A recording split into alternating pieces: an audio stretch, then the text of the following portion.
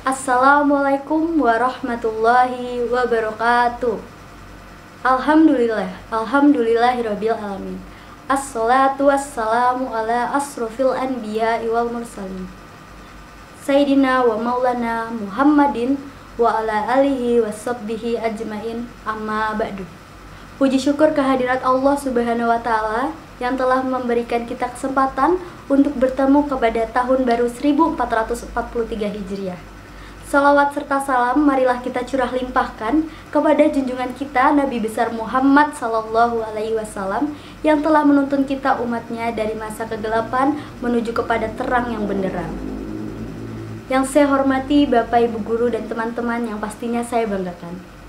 Pada kesempatan kali ini izinkan saya untuk menyampaikan sedikit ilmu yang mungkin akan bermanfaat. Untuk menyambut tahun baru Hijriah, kita dianjurkan untuk memperbanyak ibadah. Karena sesungguhnya orang yang tidak lebih baik daripada hari kemarin merupakan orang yang merugi. Jadi pada kesempatan kali ini saya akan memberikan tips and trick untuk menyambut tahun baru Hijriah.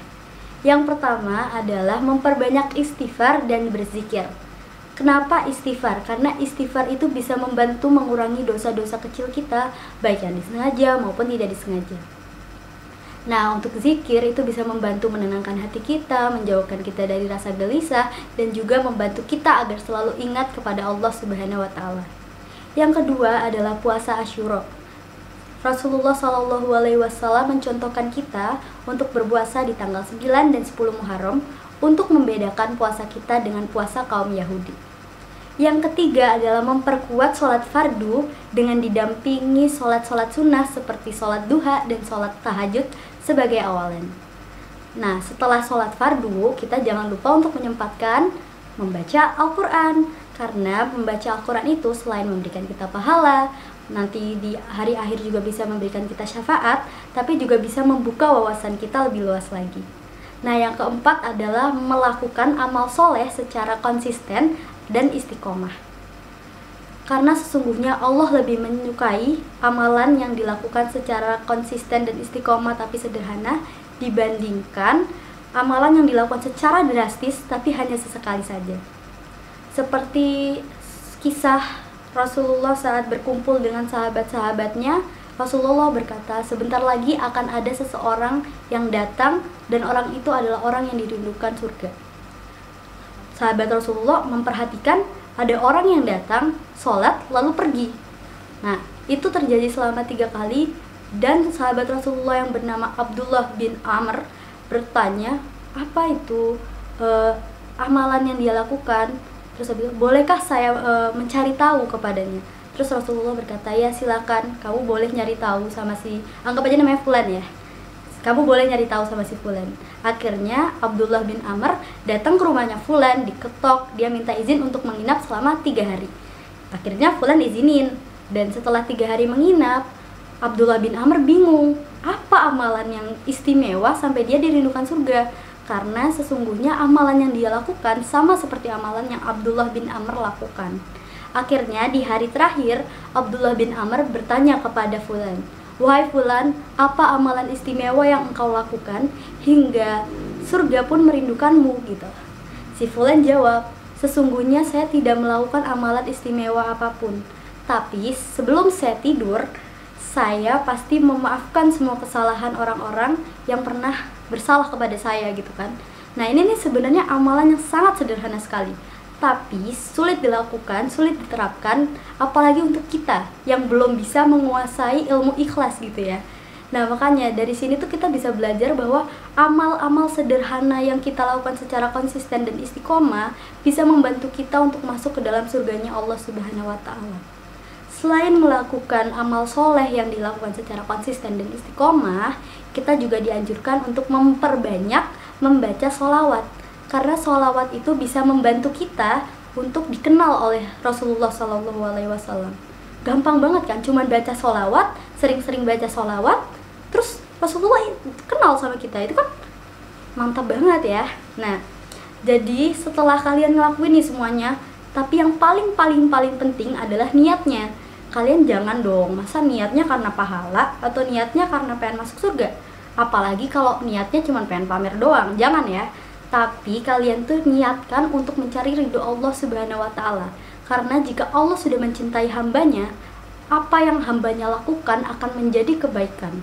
Nah, aku pengen ngasih satu cerita yang menurut aku lucu banget dan menjadi bukti bahwa cinta Allah tuh nggak memandang kejahilan seseorang gitu. Jadi kita tuh masih bisa jahil, masih bisa bercanda, tapi tetap dalam syariat Islam gitu ya.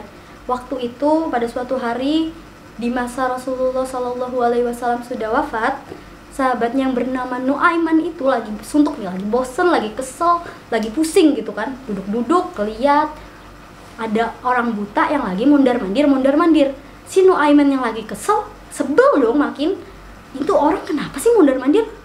Nah, disamperin lah itu si orang buta, ditanya, bapak kenapa sih mondar-mandir? Bapak nggak tahu apa? Saya tuh lagi pusing, tau nggak pak? Ngelihat bapak saya makin kesel.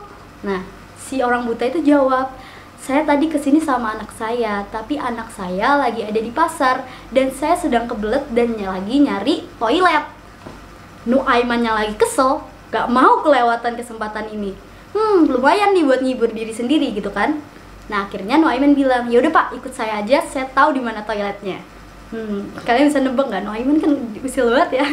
Terus habis itu bawa lah itu si orang buta sama Nuaiman, dibawa kemana? Di Masjid Rasulullah. Setelah itu orang buta nanya dong, ini aman nggak? Apakah ada orang yang ngantri di belakang? Nuaiman bilang, aman kok pak, tenang aja, nggak ada yang ngantri gitu kan. Oh iya, oke, terima kasih gitu. Nah, si Nuaiman pergi, orangnya pipis. Nah, habis itu didatengin dong, kok berani banget pipis di masjid? Nah, pas dilihat ternyata buta. Nah, terus habis itu orang yang buta ini bingung dong, kayak, loh ini masjid? Iya ini masjid, tadi kata orang ini toilet kok. Terus habis itu orang lain pasti udah tahu kayak, ini pasti ulahnya si Nuaiman nih, gak mungkin yang lain gitu kan. Akhirnya orang buta itu keluar dari masjid, kesel dong, bawa tongkat dia sambil bilang, bener ya, saya nggak akan keluar dari kota ini sampai saya mukul tuh si Nuaiman pakai tongkat saya. Emosi, dicari kemana-mana Nuaiman. Tanya sini, ada lihat Nuaiman nggak? Enggak. Lihat Nuaiman nggak? Enggak. Akhirnya datanglah seseorang yang sebenarnya itu Nuaiman. Akhirnya dia ganti suaranya yang tadinya mungkin biasa kayak gini jadi kayak, bapak nyari siapa gitu kali ya. Terus habis itu orang buta itu bilang, saya lagi nyari Nuaiman, masa tadi saya ditipu sama dia? Nah, terus habis itu Nuaiman nanya lagi, emang bapak mau ngapain po gitu kan. Habis itu si orang buta itu jawab, saya mau mukul dia pakai tongkat saya kesel banget sama dia. Nah, terus habis itu Nuaiman bilang, oh ya udah pak, saya tahu di mana Nuaiman, bapak ikut saya aja. Akhirnya orang buta itu ikut lagi sama Nuaiman, dibawa lagi ke Masjid Rasulullah. Udah nyampe di situ, Nuaiman bilang, ini pak Nuaiman habis ngerjain bapak tadi, dia pura-pura sholat pak, udah bapak pukul aja pak. Habis itu, oh iya terima kasih ya. Iya pak. Habis itu, habis ngomong gitu, si Nuaiman kabur ngibrit gitu, keluar dari masjid. Si orang buta yang udah kesel, udah sampai ubun-ubun dia keselnya, diambil tongkatnya, dipukul ke orang yang lagi sholat itu. Habis itu, tahu nggak siapa yang dia pukul? Sayyidina Umar bin Khattab lagi sholat tenang-tenang dipukul karena dikira itu Nuaiman. Orang yang lain kaget dong, diserang gitu. Udah datang disamperin, loh orang ini lagi. Terus habis itu dia bilang, loh ini bukan Nuaiman. Ya bukan lah, ini Sayyidina Umar bin Khattab lagi sholat, tiba-tiba kamu mukul gitu. Di situ, tadi kayaknya saya dikasih tahu sama orang katanya ini Nuaiman. Terus habis itu akhirnya si orang buta itu keluar dari masjid dan dia bilang, sumpah demi Allah ya, saya gak akan percaya lagi sama manusia. Jadi dari cerita ini tuh kita bisa tahu ya, kalau di zaman Rasulullah itu juga banyak orang-orang jahil yang bahkan jahilnya tuh bener-bener jahil banget. Dan pas sahabat-sahabat Rasulullah yang lain ingin mencela sikap Nuaiman, Rasulullah berkata, janganlah kamu mencelanya karena sesungguhnya dia mencintai Allah dan Rasulnya. Jadi intinya kalau kita udah dapet ridho, udah dapet cinta dari Allah, dari Rasulullah, udah tenang, hidup kita bisa aman, damai, dan kita bisa tenang gitu, meskipun kita tetap harus berbuat baik ya pastinya. Mungkin cukup sekian yang dapat saya sampaikan, kurang lebihnya mohon maaf. Jika saya ada salah-salah kata, saya minta maaf, baik yang sebelumnya, yang sekarang, ataupun yang akan datang nanti. Saya benar-benar minta maaf. Billahi taufik wal hidayah. Wassalamualaikum warahmatullahi wabarakatuh.